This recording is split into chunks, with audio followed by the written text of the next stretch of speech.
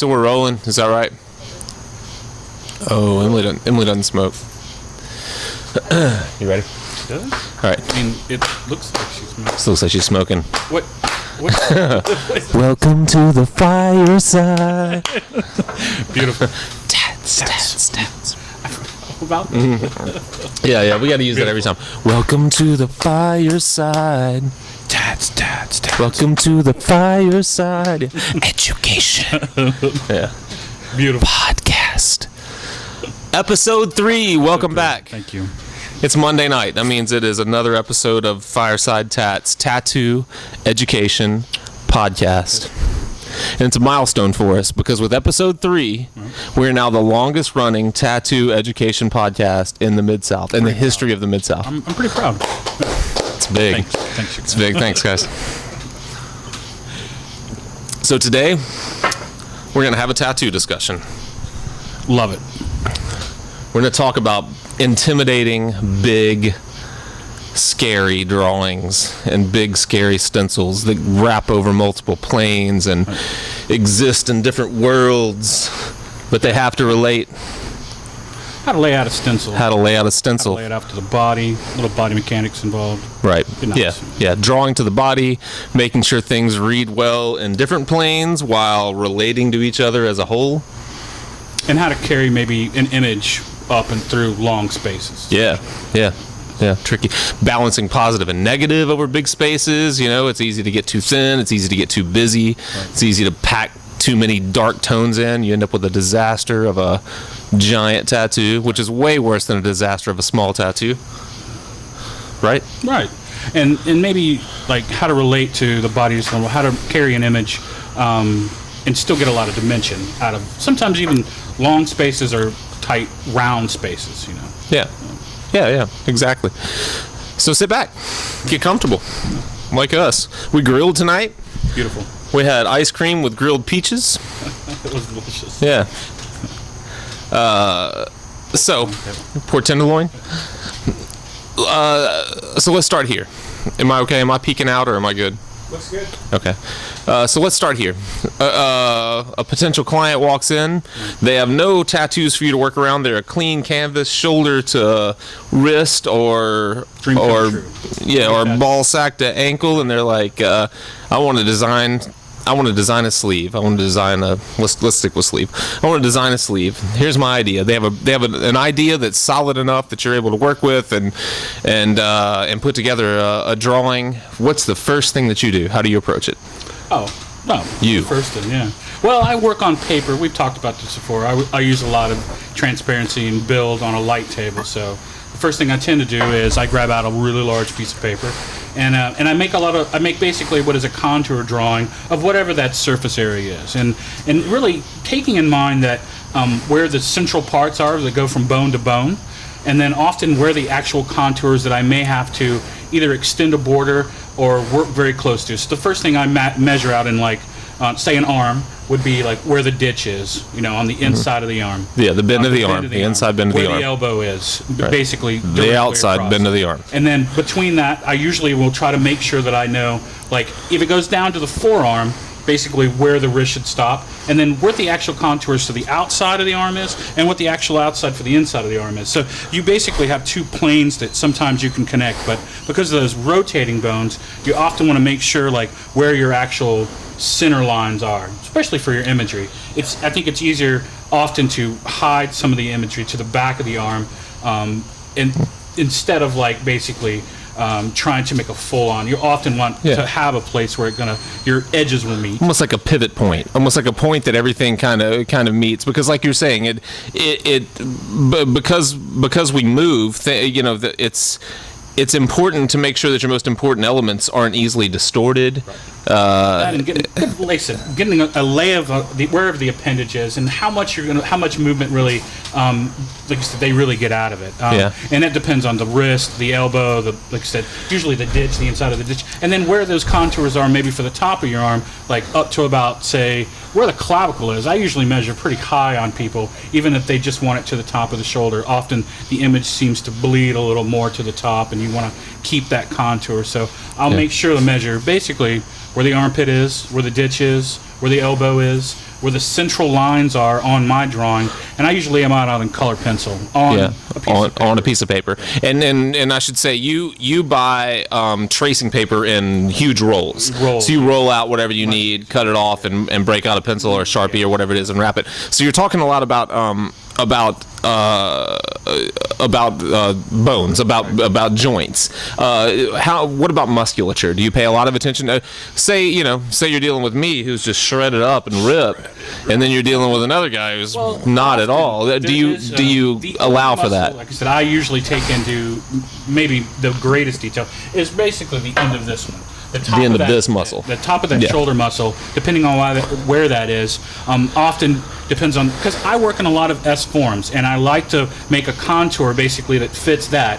And so often, like, we don't like to bleed an image that basically comes into a bend. And some people are a little more cut up there than others. Yeah. You'll often find yourself dropping large, like, contours in your drawing. And if you can't really move through those and maybe work on top of the actual muscle mass, where you really want to be working. Right. And it makes a lot more sense to move your imagery there. Just to take that in mind, I often will actually mark out the V in some of the muscle mass. Most people don't, depending on how much they have on the inside of their arm, you may want to actually make another measurement for that that bicep itself. But often it's like that doesn't really, as long as you know where the ditch is, you know where the contours for that is, and basically that's where I start my stencils. Basically making sure I know where all those little points are. The whole while thinking in terms of individual planes, is it important to you for a piece to read, for the inside of an arm to read separately from the outside of an arm? Or is it okay generally to have transitions that may not be legible from any one point? Do you see what I'm saying? Do you think about panels reading independently? I have to admit, I try to make them link quite a bit, whether it be with some atmospheric event or, like I said, some elemental style like water, wind, air, fire, something to move the idea along. Your S-curves. And that's often, like I said, and even like I said, working up from the wrist, usually working from the inside of the wrist to the outside of the wrist makes a little more sense. The person tends to see it better that way, and often you get a lot more movement, like I said, moving it around through the contour of the muscle mass than say straight up it like you would with any kind of like I said, stacking your imagery so that basically you get a little bit of a foreground, midground, background, and hopefully they work up and through the arm or the appendage that you're doing, if it's an arm or a leg or whatever. And you like the idea of starting on your inner wrist as opposed to your outer wrist, and working out instead of in. Just visually, that appeals to you more. Generally, I agree. I don't know why that is, but I think you're right. Well, I draw the same way. Eventually, go down to their hand, and I think that it's very easy to work a 1-to-1 to add a little more foreground, while somehow that curve, that twist of the wrist is it's so beautiful that you want to kind of work off of that. You want to work that into your drawing, and remember that you're going to have longer contour lines that somehow will shorten when you put them on that plane. So the turn of that wrist it's really important for the dimension that you're trying to push as well. And that's an important thing that I think to remember. It's a good point you bring up that space is deceptive when you're wrapping it, when it's taking on more than one plane. When I first started drawing for large tattoos for sleeves, and I for a while I actually did lay out, because I watched you do it, I did lay out large pieces of paper the same way. I do it a little differently now, but I always was surprised by whenever I wrapped a sheet of paper and I made a line to show that like it's going to fold out from here and out from here just to give my total space. I was always blown away by how much space that really is. Even on a really small person, it's a ton of space. And people are surprised by that. Clients are like, God, my arm is that big? I think that's why I like to do it on paper. That way, before they leave, they get a good idea of how much space I'm actually working with. Right. And that way there's no like misunderstanding about how long something will take either. Even for an upper arm, we've talked about, it depends on the amount of work you're putting into it, but you're looking at a 10-hour minimum or a 12-hour minimum. It's not something that you can walk into and walk out with in the same day. You want to basically remind people that, I have pretty big size hand, and then I can get only so much done in a day. And I've almost told them this is how much hand wise I can get. So once they see it, like a full contour of their skin, a full outline of it, they get a better idea of how much work you're really putting into it. Yeah. But yeah. I think, like, for me, it works a little better because I tend to think in that volume now. It's a little easier now over the years where you can see and push and pull your imagery through these large spaces, and trying to remind yourself where not to put really a heavy imagery and where to let your kind of your atmospheric, your negative really lay into the design. And that's important, and I think that's a huge that's a point we should stress, because it's especially when earlier on when you're drawing, you may not be thinking about places that are more or less difficult to work in, and if you can work a lot of negative space into like this back fatty part of an arm and push your imagery to the top front part of the arm, you're going to save yourself a lot of headache and just laying out your design that way. You're not going to sacrifice design at all. Right. You just have to lay it out properly. You're going to save yourself a lot of headache, your client a lot of pain and money, because there are areas that are just difficult to pack a lot of detail and or to get long contour lines. To get long contours in, they just don't look right, or don't look right, and often that's just like and remember what the client can really see. It sounds ridiculous, but you want to remember that they want to see most of this image, and so move some of that so that it really is in their visual kind of perspective. I mean, the more you pack into the back, I mean, the only time they see it is going to be in a mirror, or like I said, that whole section in the back of your arm. It's really I often say, like, let your image kind of stay to the front and let it basically work for you in the places. Like I said, when we're working out really muscular planes, like let those be a good guide of like where to section off your imagery often. That's your best bet is to stay in really comfortable, I say comfortable areas, but where it basically doesn't have a lot of wear and tear on it, and it doesn't get a lot of abuse, and hopefully won't get a lot of, say, lines that are misdirected once they're packed into a certain place. Yeah, it's really easy to do, and that's really I find that the toughest, the biggest battle on a lot of on bigger tattoos is making the transition from plane to plane and making it smoothly, and that's why we just talked about how you physically wrap paper on people and map out areas and then draw within that.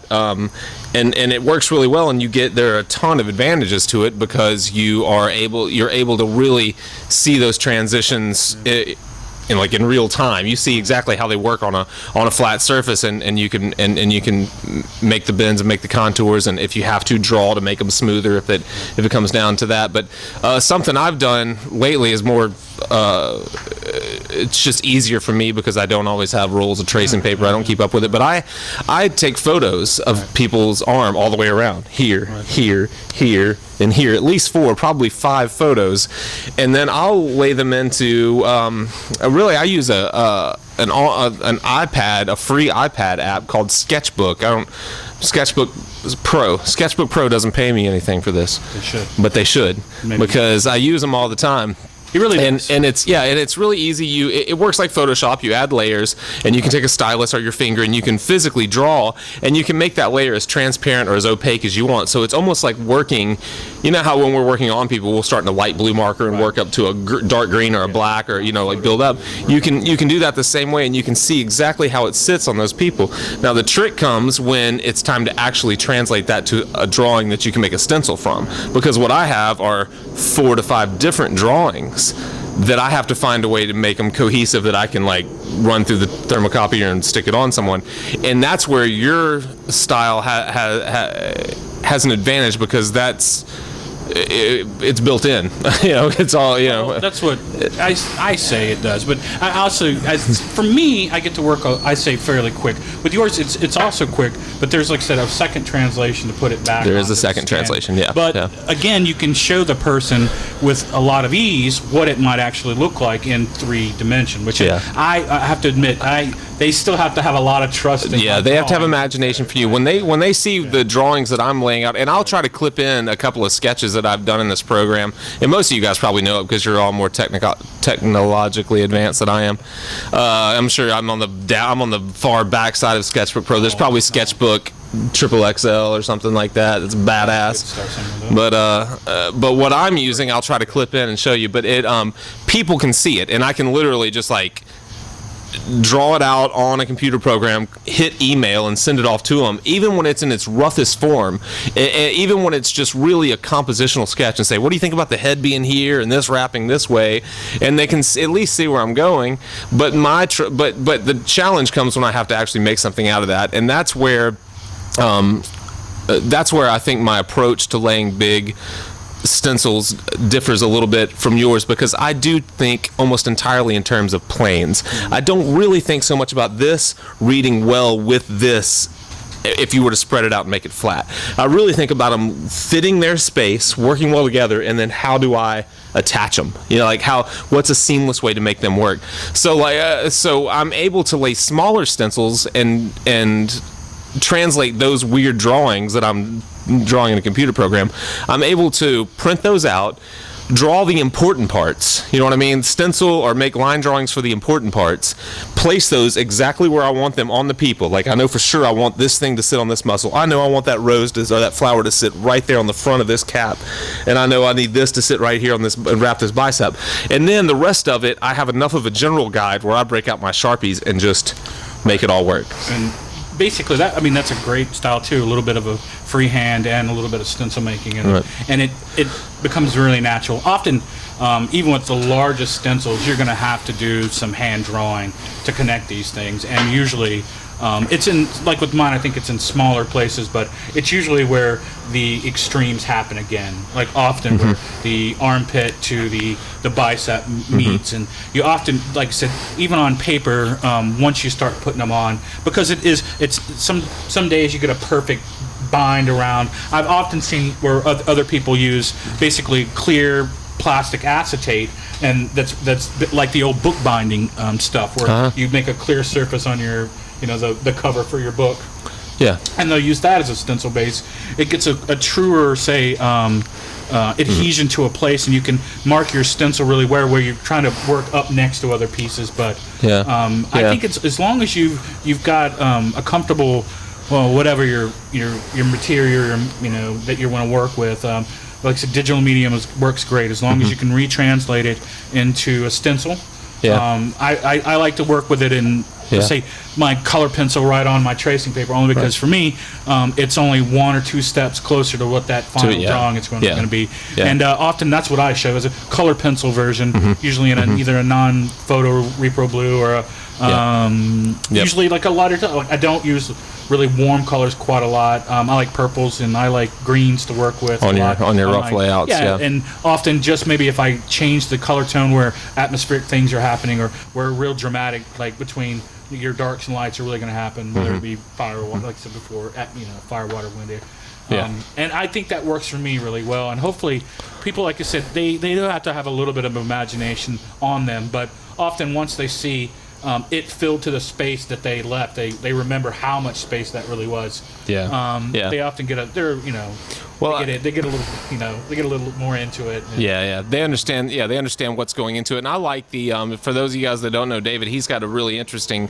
way that he gives people an idea on the time or the cost or whatever it is. And he mentioned a minute ago the size of his hand, and how he kind of thinks in terms of his hand as a space. And I've heard him say that I can line, shade, and color something the size of my hand in about 3 hours. And so when you think, when people are asking him how long is this sleeve going to take or how much is the sleeve going to cost, then he can make that statement and go 3, 6, 9, 12, and kind of show like what's gonna, it's an investment that you're making at this point in time and money and everything. And it's like, and it's an honest approach. You're like, look, I've done this long enough to know that's how long it takes me to fill something with a decent amount of detail this size. That's about how long it takes me, and what our hourly rate is or whatever, and that's that just gives you a good idea. And I think that's and thinking in terms of that when you're both laying out and actually working on a tattoo that size, it's nice to think. I probably do it unknowingly a little bit, but to think. We talk about working panels. We talked in in episode 2, we talked about working light to dark, and then we got into working in panels rather than working dark to light throughout a whole tattoo. Staying in specific sections, and that's a great way to think of it. Just think in terms of the size of your hand. It's not very intimidating. You know, it's something you can that you can kind of work through, and it's a good stopping point. You know, you finish something the size of your hand, and you're like, how do you feel? You want to go for a couple of more hours? Because I'm at a stopping point now. You know, when you're thinking in terms of, obviously we're being pretty general because your design comes into play if you can't work in areas. But I think most images, like you said, once you start drawing, we talked about it before. It's like most people in that first 3-year buffer zone, they do pieces about the size of their hand, slower and slower. At first, maybe quite a long time. Maybe it doesn't have as much detail as they want. Maybe they want to overwork the design. But usually they start to get to a good 3-hour point where you're comfortable. You can work that long. You can sit that long. Your client can work that long. Maybe you can work longer. But I think for the first couple years, you should really start at about that size, and then you start to incorporate that into larger tattoos, like 3-hour tattoos, or working in sessions. I think it makes you think a little more long term, but it also is a good exercise for you to slow down. Don't rush your designs. I mean, often people think that if they go faster, somehow they're doing the customer some service, and they're not.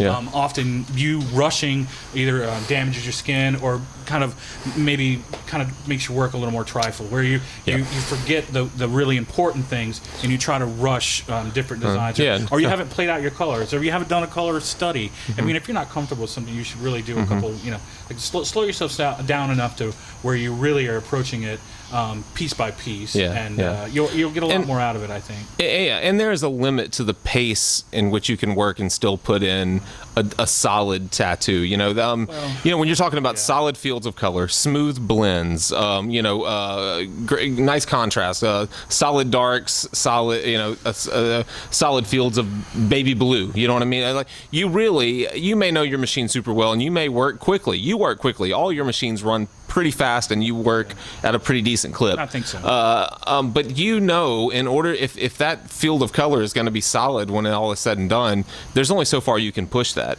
Yeah, I mean, and to leave it alone at that point. Yeah. Trust your machines, trust what you're doing, put in your colors or put in whatever you're doing, and then leave it alone. And then often go to the next section and build the tattoo. You don't really have to, like what we said, don't rush through your design, don't rush through your the essentials for the tattoo. And like I said before, having a good idea of how much you can get done, like even timing yourself. Like you mentioned a second ago, it's like I don't know how many people sit down and draw for long hours at a time, but often at about that 3-hour, 4-hour mark, you lose interest. Don't think you don't. If you don't take breaks, if you don't walk away from your pieces, you're often getting not a true perspective on it anymore. So like I said, often then you start either making bad decisions or sometimes rushing your design. Now you can work on somebody for all day, but you should have breaks in between it. And that is when we were talking about before. It's like actually being able to recognize where you should stop on a piece and then come back to it if you need to, or like I said, working like through a design piece by piece so that it's not aggravating the crap out of somebody. Knowing your limits. That's I'm good, thank you. You good? Beers? Thank you. I agree with that, taking breaks, and I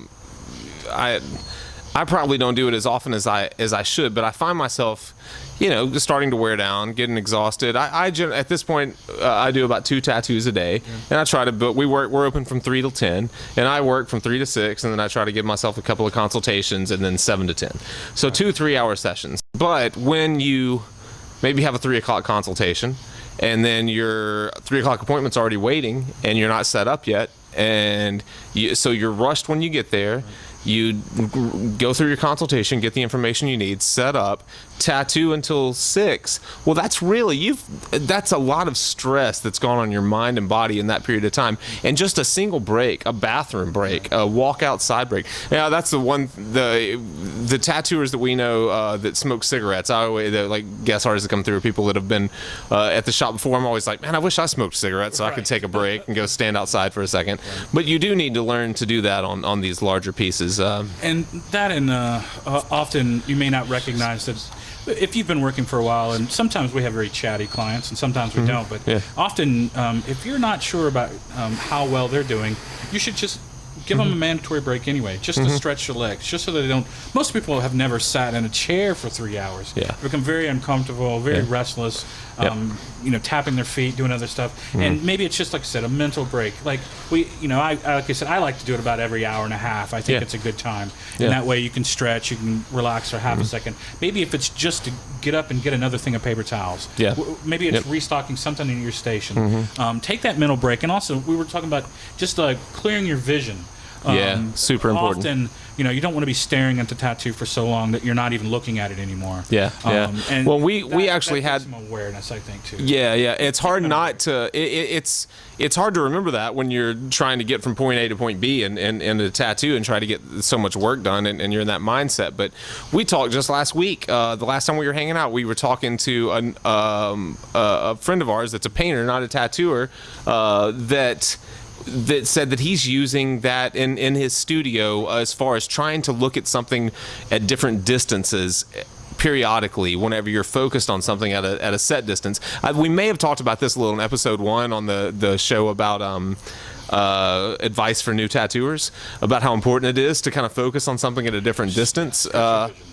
Stretch your vision, because really it has long-term effects. You forget that the skin is basically vibrating every time that you're touching the skin with the needle, and often if you're not really looking where you're going, you're really following the needle, you'll see more of that bounce, and it'll pick up in your vision whether you know it or not. And if you think you're getting headaches or you're getting a little bit of blurry vision, it's a 9 out of 10 times it's because you're staring at your work way too much. To look back at it and remember, trust yourself, like I say, trust the mechanics of what you're doing, and hopefully you won't have mistakes. You're basically retranslating the lines, you're retranslating the shape, but you shouldn't stare at everything you're doing. Especially because of the nature of skin. It's just not healthy. And there's I think that probably deserves an entire show of how keeping your body halfway and conditioned to tattoo. Posture. Posture. You talk about soaking in baths, soaking your hands with the hours that you put in, looking at different distances. There are so many things that don't take a lot of effort, that just take a little bit of time, that will keep you from waking up hating yourself in the morning because you're so stiff that you can't step out of bed. We've met artists that will sit there and pop their knuckles and crack them and stuff, and it's like, if you want arthritis at age 40, and where you can't tattoo more than 2 or 3 hours at a time, and by the time you're 50 just have the most crippled up hands, keep popping your knuckles. That's a horrible way to do it. I mean, I used to when I was younger, but you have to stop over time. Remember, a little healthy care. And if you don't exercise your hands, especially as a new tattooist, you're just doing yourself a disservice. I mean, machines have gotten lighter over the years, just the way that they've cut them. They've dropped quite a weight off of it, but that does not compensate for how much tension you're putting on the machine, and how much more you're trying to control it just as an instrument. It's like often you're trying to make it work for you, not you work for it. And that's one of those things you just have to learn over the years. If you don't have the hand strength to do it, get some hand strength and do some exercises. Get something to help you build up the strength to hold a machine for more than a couple hours, because you may have real problems later trying to work 7, 8, 10 hours in a day. Well, I notice it more now than ever because I don't tattoo full time anymore, and I'm only doing 4 or 5 large tattoos a week, that I completely break down. My hands tremble 5 hours in during the day, and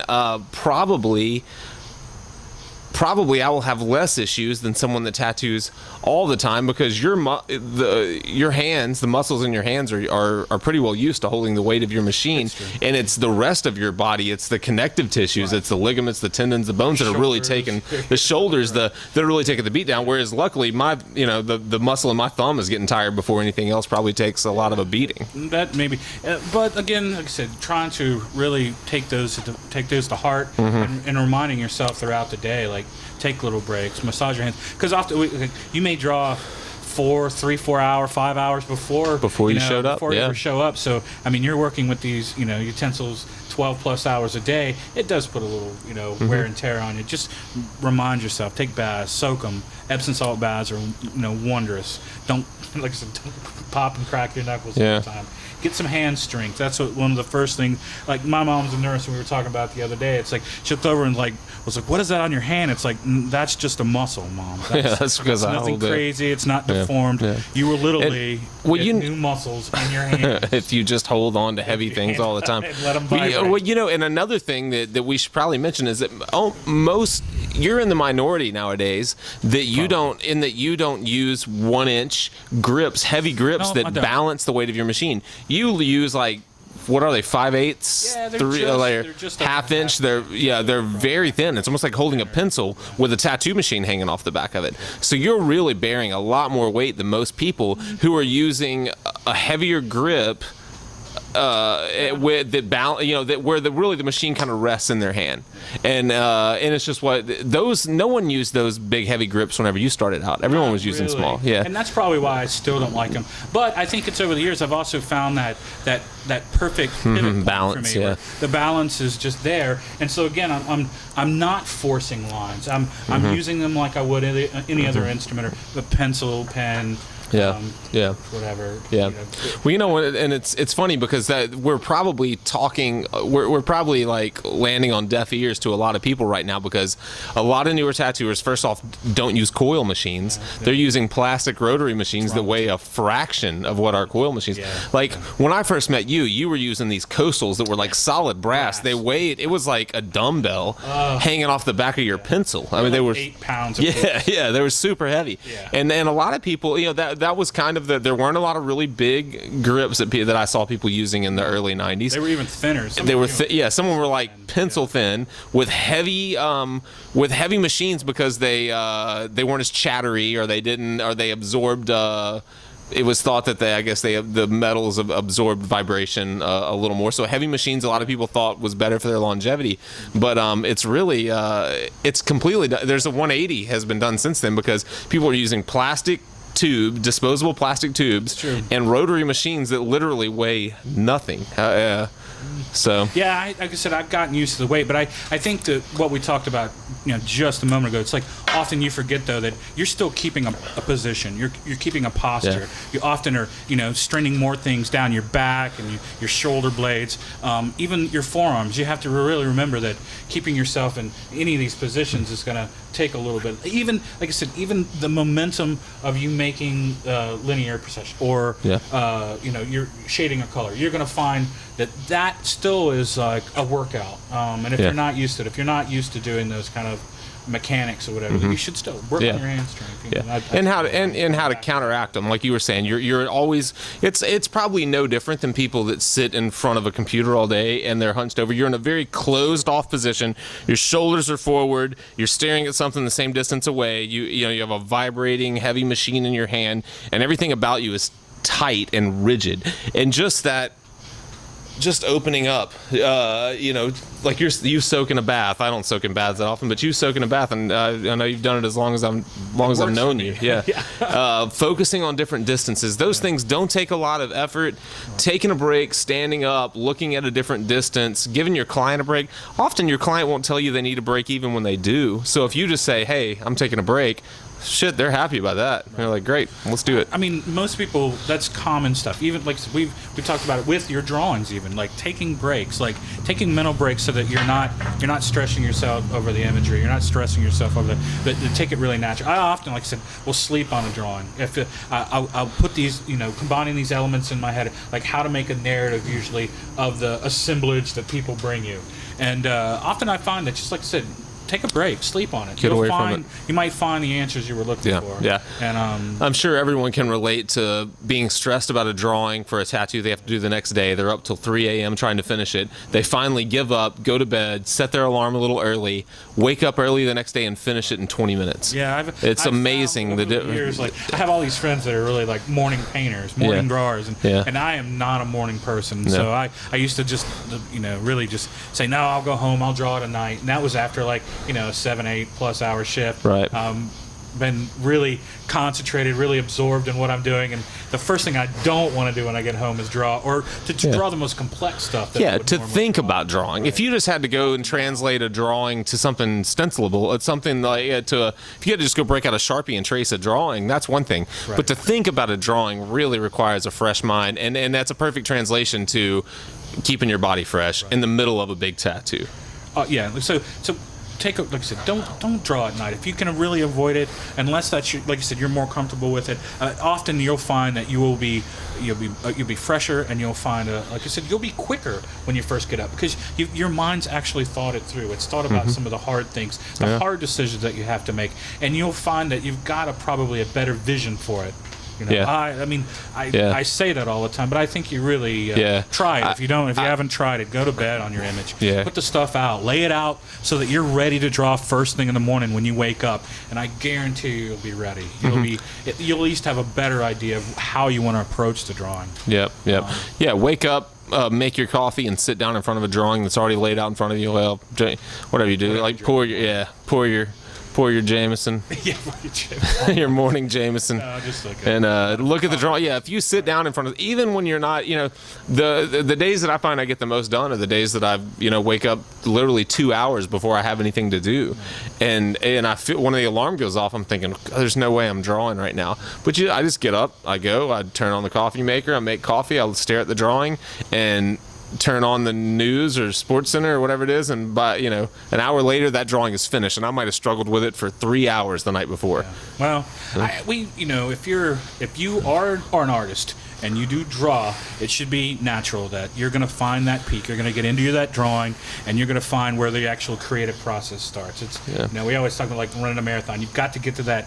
You've got to start drawing for you to be able to finish anything. And so I often think that that's your best approach. Sit down, get ready, get your tools ready. Don't have a lot of distraction unless you don't need it. If you put on music, great. If you put on a movie in the background, fine. But make sure that you're really committed. You have your work in front of you, and you're not just staring at other objects around you either. Yep. Put the pencil to paper, and you'll find that it will solve itself. That's where the creativity really comes to. Yep. That's where the true imagination starts to pour out. Especially when you're fresh. Like I said, 2-3 hours will fly by, and you'll be fresh. Yeah, exactly. Yep. And you'll be pumped up to tattoo at that point too. Yeah. It's like I don't know a lot of people. Like I said, I was not a very morning person, and now that's when I like to get most of my drawings done. Yeah, it's easier. It seems to go faster for me, and then you're ready to really attack what you're tattooing that day. You've got that energy and that that drive to really start. You want to finish something at that point too. Yeah, lots to be said for that. I hope you guys have your notebooks out, man. We are laying down knowledge tonight. Well, we're killing hopefully reverse. Rewind this. Get your notebook. Holy crap! And your highlighter. Well, and like we've talked before, if you don't have a sketchbook, there's something wrong with you. Right? Oh yeah, you should already have a sketchbook while you're watching this podcast. Without a goddamn sketchbook. Yeah, have a sketchbook. If you are not an artist, period. I don't care what artist, what field you are in. If you do not, have a sketchbook, right. Something is wrong with you. Yep. You're already back from Blockbuster. You have the video version of this podcast. You have your sketchbook in your lap. You should. You should be drawing. If not, turn this off. We're not even talking to you. Yeah. God, you're never going to be a tattooer. Well, I mean, we've often found that sketchbooks drive your ideas. If you can't, often you think of something, you're like, oh, this is the greatest idea ever, and then 20 minutes later, you cannot remember one thing that you were thinking of. Write it down, and often what we like try to do is do the quickest interpretation, the quickest thumbnail sketch that you can do as that visual reminder, and you'll be like, oh God, that's what I was thinking of. Put that in your sketchbook and see, like, flip back to it a day or two later when you're like, got nothing to do, working on that next thing. It's like, what can I draw? That's the thing you should be drawing. That thing that you wrote in your sketchbook because it was such a great idea. Along those same lines, man. This is something that I hadn't thought of, but it's perfectly related to what we're talking about. It's Tuesday. I have a huge drawing that has to be finished for Wednesday. I'm at the shop early. I'm working out that drawing. I have a consultation come in. They have an idea. We talk it out, and we set their appointment for 6 weeks from now. If an idea instantly pops into my head about what should happen with that tattoo that I just sat down and talked about, I stop the tattoo that's pressing, and I lay out a sketch for the new tattoo. One, because I want to get that idea out. Two, because it's just like going to bed and getting up the next day and getting back on my original drawing. It gives me a little time to clear my head, to get away from the stressful drawing that I put off for too long. You know what I mean? And to work out something new, something fresh, look at something different, get a drink of water, and then I'll probably finish my other one faster than I would have before. And you'll never know when your own drawings might, like, say, cross-correlate, where you're kind of stuck on something, or you just don't know where to push something, and all of a sudden you're drawing something that's maybe not in the same vein, but it gives you that idea that's like, oh, I could move it this way, or I could move the contour this way. Yeah. Often you... we've gone through so many different types of, say, imagery, or like I said, we were talking about cornucopia and stuff. You'll often find that you have to push and pull so many types of imagery. You want to have a good, say, reference bank and stuff like that, but often they will re-inform you on how you should be drawing another piece, and you'll often go back and, like, say, kind of freshen it up, or like say, this is where I was stuck, or that's what I should have been doing. And don't be afraid to, like, erase what you've done or tear it up and start over. There's nothing wrong with that. If you're going in the wrong direction, don't just hand somebody, like, oh, this is my best interpretation of it, this is all that I'm doing, and set it down and be like, there's no way I could possibly make this better, because there's always a way. Always better. I think we've talked about that. Always. Whether it's a drawing or a tattoo or anything else, you can always be better. Right. But like I said, I just meant that often you'll find that while working on one drawing, it will reinform you for another one. Yeah. And I'm not saying, like, this koi fish should look like that koi fish, or this water should look like that water. It's shapes, it's relationships, perspective, it's all that stuff. Like I said, it's those little tricks that you're going to hopefully pick up along the way, to move your ideas through space and on the body. Yeah. Break time. New beer time. All right. We'll see you guys in like 10 minutes. Thank you. Thank you. Whenever you're ready, we're ready. You're ready? Sweet. I don't know if he's in the shot, but my dog Eddie Murphy has been eavesdropping. He knows a lot more about tattoos than he did when he started the night. Eddie, say something. Let's do this. We've gotten I don't think we've gotten off topic, but it's not exactly the direction I thought it was going. I think everything we said is pertinent to big tattoos, but as far as you can go without visual reference, let's talk about placing a stencil for a big tattoo. That's a great idea. All right, go.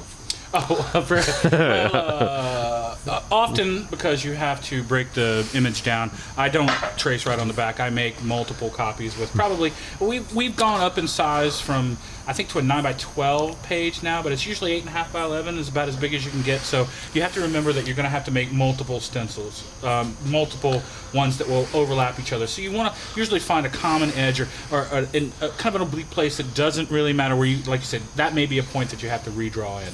Usually set those atmospheric points, but trying to remember that when you're actually putting the stencils on, that like I said, I start usually from the top and go down. Not always. It depends on where the main images are, or where I'm having troubles are. But often that way you don't push your tattoo up the space. Often by coming down, you can kind of say, work with that inch and a half, the space that you need to stop it at. I think it's often that you'll find places that are right around the ditch and the elbow, where you can sometimes maybe move your drawing or overlap some things, or play with the positioning just a little. But we've talked about, basically, when I make my stencil, when I make a carbon thermofax transfer, I often cut mine very close to the actual edges. Some people like to have the full page on there to work with or whatever. I just tend to cut most of it off.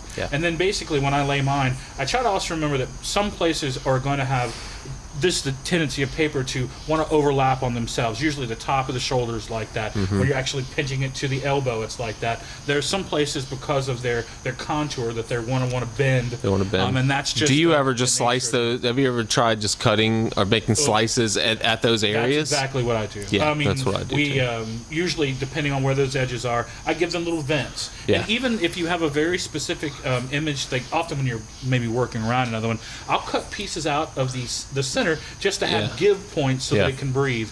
And it really makes a difference so that each of those sections, even if they overlap just a little, usually the design won't, won't be changed too much, but it won't be too detrimental to it. Yeah. Often it just like will tighten a longer line, but you may have to redraw just to make sure it really kind of coincides with the edge of wherever you're working. If you're working on the very top of the arm, often you're going to take about a V-size piece at the very top of that out. And so you're just going to have to remind yourself, go ahead and cut that piece out, or don't draw that piece. Don't try to pack the design into a large contour where you know that it's going to probably over or underlap really to the... Lay out something that's easily transferable within that V. Make sure it's a shape that you can continue and easily. Remind yourself where that is. If you're like I said, if you're doing it to a large drawing, often, like we talked before, I work in S shapes.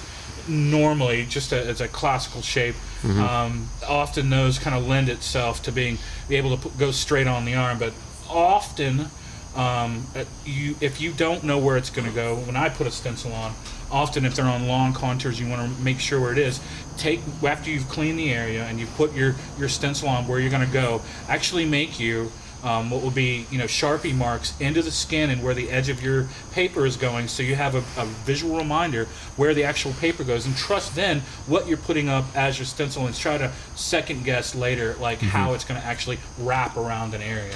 I think the hardest is usually, like I said, once you've gotten down your arm, I go to the inside, often like I said, using the very back of that track as a break. And that's where my main images will probably either dominate on one side or underlap to the other side. It's a general area where you're going to fold your image as well. Right. I tend to go just to the inside of that space of that tricep as my break, but it's the same thing. The break, most importantly, being on the back side of the arm, where it's really an easy transition that's not the first thing anyone sees, especially the person that's wearing it. And use your negatives there. Use your background. Use your shapes that establish the flow of the piece there. We've used positive and negative just like shapes often to delineate where those actual muscle masses are. Like if you want to actually have a panel for each one, that's fine, just as long as it relates back into the overall drawing. Whether let's say some people often do it with tribal, where you're using the tribal to actually frame the musculature. You're not so much putting it on the mass as really showing framing that shape. I think that's right. Going back to stencils, right.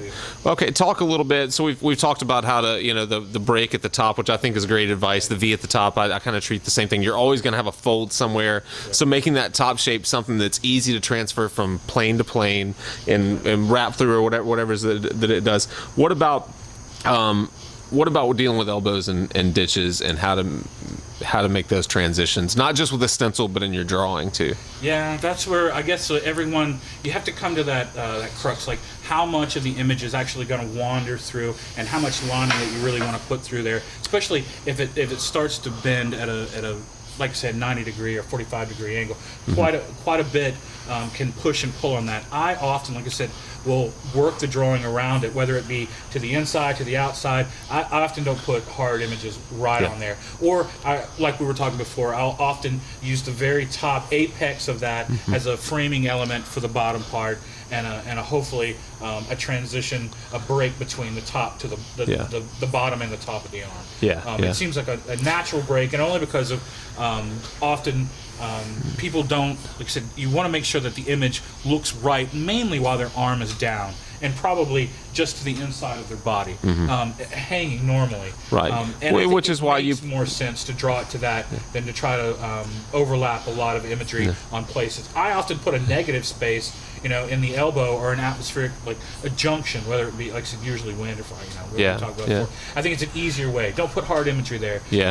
Nobody needs a, never mind, I won't say I was going to that. Well, I mean, I think you just hit on a super important point I think that was kind of glazed over is that David mentioned like the tattoo looking or the design looking natural when you're in your most natural position, and so it's so easy as you move around different planes to think about how important this is when you're looking at it from this angle.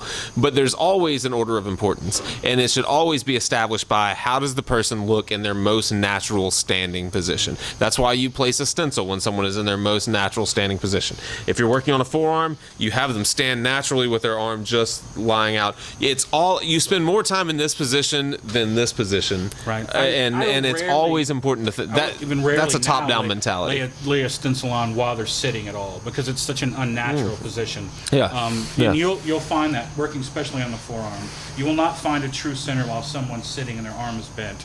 It will always change when they sit back up, and that's often, like you said, we're making those lines with our Sharpie or some other surgical marker, whatever you like to do, but making sure that where your true centers are before you put large stencils on. There's nothing wrong with like maybe making sure on your drawing and on your stencils where they're actually going to lay by making, like, say, linear marks just outside of that, and those are for printing. Those are for almost every kind of they're registrations. Registration marks. Yeah. If you've got to use them and you need them, you put them on there. They're the easiest things to work for, and they're a reminder of where true center is on the person. Yeah. Because often your stencil may lie. You may be looking at it and not reminding yourself that it's not on a true, like it may be not on a true. It may be 20 or 30 degrees off on the axis. That may work better from the design instead of trying to put it off on curves or tangents. Yeah. Make sure you're putting it through these true centers. Yeah, it's an important translation, because you're I think most people do that when they're trying to center something in a back. I think most people find a center line and make a dot or something, or they find a placement and they have a place on their stencil where they make that translation. But people don't do that. No one's right and left shoulder blades are even. So that's when there's that. Yeah, that's even more true centers. And if you have to put 10, 12 linear marks on there to remind yourself, put it off as a grid. There is nothing wrong with that. Yeah. As long as you can read through your stencil and you're maybe using a separate color from your purple stencil or what normal Thermofax stencil. Unless you're hand drawing it. I was going to say I use that same idea of finding centers, and I think of that in terms of planes and muscle masses. If there's something that really if there's something in a design that I've laid out in a sleeve that really depends on being on the back of the arm, then I mark the center of their tricep in some way, because it's easy to lose. I mean, it's just have them stand normally, mainly mark areas. You may put that piece of paper away, and because you're working on free scan, there's maybe nothing next to it. You have no real context of what it looks like on them again. You're really working from your own kind of visual sight. Of course, like you said, now on your pad you can kind of get away from that. And I often, like I said, I think I've worked for so long that way. I still prefer it, but I like that you can, like I said, shoot them quick examples of it, and then it maybe is it's so much faster that it's in that same. It's like that quick contour drawing, that quick, like say layout for me is about the same thing. It takes just as much time, and it's worth it for for generation of your ideas, right? And there are pros and cons to both methods, and that's just I'm glad that we do as many things differently as we do, because I think it proves it's the point of this podcast is that there's really not a right and a wrong. Well, there may be a right and a wrong way, but there's probably not one right way. Hopefully you'll find your way. There's multiple wrong ways and multiple right ways. There are lots of wrong ways.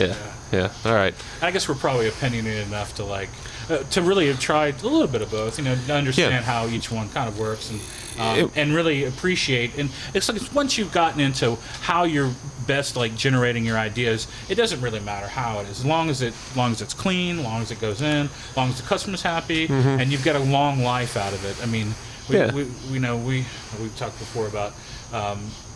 Basically, not maybe with stencil generators, but that positive and negative that you really want to put in through there. That there's a classical ways of approaching that, and even depending on you're an illustrator or doing it very painterly, there are these basics that you want to really stick to. You don't want to reinvent the mousetrap. It's not worth it. It works just fine. Yeah, that's true. I mean, there are foundations, and it's really easy going back to big tattoos. It's easy to get caught up in detail and forget the big picture, and that's working from a top-down approach. whether it's stepping back and looking at the design as a whole as you're laying it out, not just thinking about the details of the individual elements in the tattoo, but how they all relate to each other and how they relate to each other from 10 feet away. How many tattoos do you see from 10 feet away that you can't make out at all? Most of them. And to really have a good idea of design from an idea of like composition and not only that, but value, contrast. It's important to always think from a top-down approach when laying out big designs, especially. Yeah, and let's say, don't be afraid to, when you're laying it out, think big. Don't get into small little trifling. Don't get into the minutia of it. You'll often get tied down, and you'll kill your design by doing it. Try to work big at first. Try to really lay out the large mechanics of it. And I sometimes I try to tell the people, it's like when they don't have enough ideas, maybe to start something really large. It's kind of like your crock pot of your meat, potatoes, or whatever. If you're vegetarian, it could be your whatever you want in there. Yeah, but I don't know. They don't use crock pots. You need enough of these ingredients to make a really good dish, and that's just how it is. If they often when you're drawing, it's like you can't make a huge idea of like maybe just two simple objects. I mean, there is so much space on an arm. You want to have free reign, but you should also remember that this is going to be on them. This isn't you writing your life story. It's you translating what they really want. And I think a lot of people maybe forget that. It's like, don't start these large drawings if you don't have enough information. And if they've given you too much, narrow it back to where it's manageable. Find something that you can picture. Find the commonalities that you can really get into, and hopefully that'll push the design for you. And maybe it gets you into like getting into a little much more reference work. Maybe you have to do a little more effort into the drawing, but that's fine. I mean, but if you don't have enough, don't start it. Don't be afraid to tell someone, I need more information. I don't see where this is going. That's a mistake that's easy to make when you're busy and you're rushing through consultations and people give you their idea and you make a bunch of notes and you say, thanks, I have an appointment waiting, I'll draw something and send it to you. And you get home and you're like, shit, I can't even picture what we're talking about. Right. I need to talk to that guy for another half an hour to figure out where we're going. You don't know the person at all. You have there's nothing to share really between you. And so maybe it takes, one and pretty often they don't have a solid idea. No, that's usually that's really the way it is. Some have no, say, imagination, and you're really going to be responsible for that end of it. You're going to have to come up with the translation. But remember that you can go back to basics. Like if you're talking about large stencils, that there's a lot of things you can add into it, whether it be astronomy or mythology or common ancestral heritage or whatever it is, whatever the background is and what they want. If you're not familiar with it and you have to do a little reference, research work, don't do all of it, but by God, ask questions at the very little. At the very least, ask often questions. People just don't. They're not familiar with you. They don't know how to approach somebody. Often I say, write it down. Write a lot of things. Write this idea down that you really see in your head, and often then you'll get more out of them. Often they won't tell you what they really want. Get them to write stuff down. Get them to doodle. I know that sounds awful, but I love to see people doodle. I love to see people's the quickest ideas of what is in your head. How do you see this? Where do you see it going? And you'll be surprised. Some people, we've seen some. Either way, you'll be surprised. I love to see it. But it's like a reminder. Everybody goes, "Oh, I can't draw." Like everybody can draw. You just have to put it away. Yeah, what are you seeing? And I think it helps. And maybe you can't, but it won't hurt. And often people aren't very. Maybe they just can't talk. Maybe they're just not really good at speaking to you about their ideas. Often they may be a little more facile by just sketches. And people are intimidated. I think so. They don't know what's possible in a tattoo. They've seen tattoos on the internet that look like they're photoshopped, like paintings, and they've seen tattoos that look like they were done by a sailor in 1915. And they don't know what to expect. There's such a wide range of possibilities in their mind. They're like, what can you even do? And I think they come in intimidated. They don't have enough information, and being like. Easy to talk to and asking open-ended questions, and like you're saying, getting them to doodle, not assuming too much, not being too judgmental, that stuff all helps. And I think that you and I both work on people that we worked on 10, 12, 14 years ago, and it's because of that. It's more because of that than it is because of the quality of our tattoos. Right. They just trust us to do what we say we're going to do. Like I said, once you find that rapport, it may not be like that often they won't come to you for their first like sleeve. They may start with a smaller piece, but they'll often, like I said, once you've built that rapport and you actually know the people a little bit more, then it's a little easier maybe to see where they, maybe your idea of where they should go with the tattoo. Yeah. And you can maybe say read them just a little better and make sure that you're doing something that they can really live with. Often, like I said, if you're going to put 10 or 12 hours of your own drawing time in and prep work for something that's large, you should have enough to go with. And that may take talking to the customer more than once, yeah. and more than half an hour, and there's nothing wrong with that. I mean, I've definitely talked to a couple people where they just came in with just the worst ideas, stuff that I couldn't see in my head, and they, I'd go like, well, try to think about this. Well, how about this? I'd give them probably maybe sometimes too many options. Yeah. But I think it's better if they come back and they've thought about these things and they've gone over them, because, like I said, if you're starting a large piece on someone, this would be a time, not just an investment in your time and money, but in a lot of your imagination. That's your name, not only your name on there, but it's a lot of rapport you're going to build with this person. You're not just going to be able to shuffle through this and be like, oh, done. Yeah.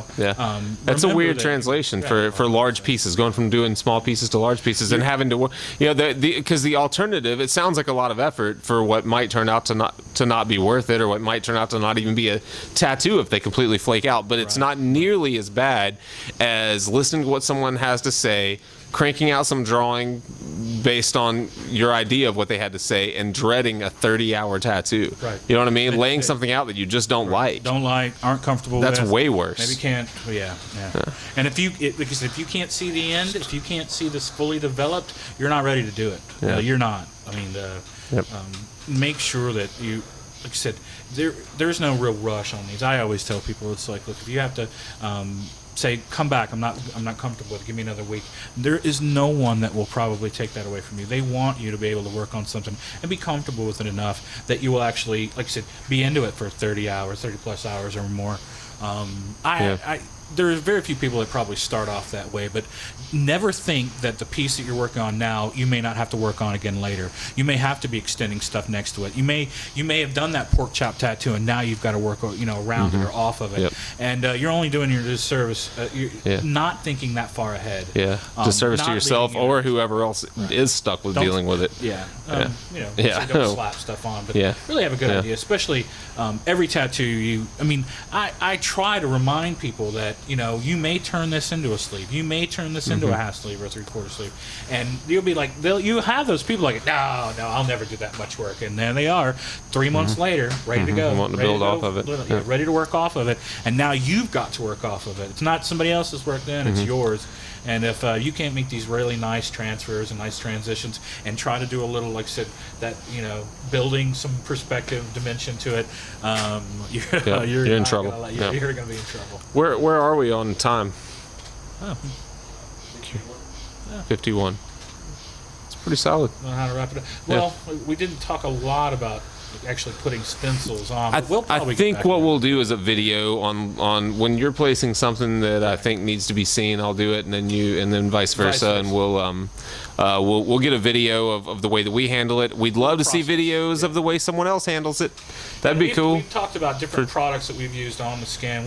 Stencil. We may do a show that touches on that a little bit more. But we'll try to shoot out the way that we deal with big tattoos, the way that we place big stencils, and either link it to this video or do it separately or something. But we'd love to see what other people are doing. We'd be happy to show those on the podcast. Send it to our, however you send videos to David and myself. Yeah, I'm sure we go. What's it called? Oh, send it to blah blah blah blah blah. Yeah, yeah, that's a good idea. We'll get, because that would be something that I think people might be interested in. Yeah, we've definitely talked about it too. Yeah, not just maybe give just a better idea of like how we approach like the planes, where we actually map stuff off. Yeah, it'll help. Visual references are always better. Thank you guys. This was a good one. I hope you got some good information out of it. I think I even learned a couple of things on it. I got eaten by a few mosquitoes. They love you. They love me. Yeah. We had dinner. Yeah. We had a great dinner tonight. We really did. Good dessert. Thank you guys. Episode 3 is in the books. Officially the longest running tattoo education podcast in Mid-South history. Questions? Any questions or concerns? Not complaints. Because we don't want to hear. No, we hear complaints. But send them to, you can tweet us, or you could Facebook us at, and you should watch our intro at. Beautiful. Yeah. All the things we don't have. Yeah. We'll try to come up with something next time. Right? Yeah. We're going to put up some videos. Find us. Firesidetats.com is going to be the website. Just search Fireside Tats. We'll make sure it gets up there. We're going to hire Google's search engine optimization people to get us at the top. That's right. All right. Yeah. I'd like to thank New Belgium. Thanks, New Belgium. And thanks. Hot project. Yeah. Good night. Right. Thanks, you guys.